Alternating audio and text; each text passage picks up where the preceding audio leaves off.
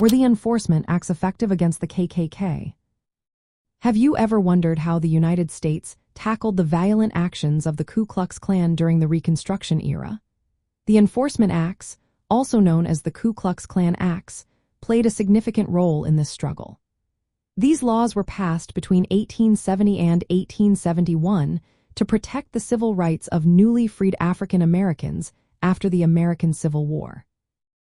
The Enforcement Acts made it a federal crime to interfere with voting rights through intimidation, violence, or bribery. This was a big step forward for civil rights.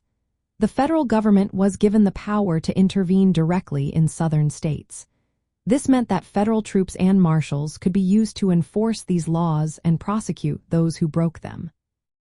Under President Ulysses S. Grant, the government took action. They launched a campaign to arrest and try hundreds of Klan members in federal courts. This was important because federal courts often had fairer juries, sometimes including African Americans. This legal approach led to a noticeable decline in Klan violence.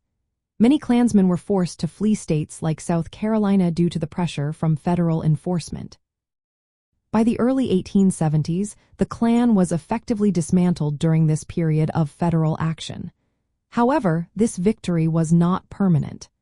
After the end of Reconstruction, federal enforcement began to wane. The Enforcement Acts were rarely used for nearly a century after this period. So, were the Enforcement Acts effective against the Ku Klux Klan? In the short term, yes. They were powerful tools for breaking the first version of the Klan and protecting African American civil rights. They showed the federal government's commitment to enforcing the 14th and 15th Amendments. However, the long-term effectiveness was limited.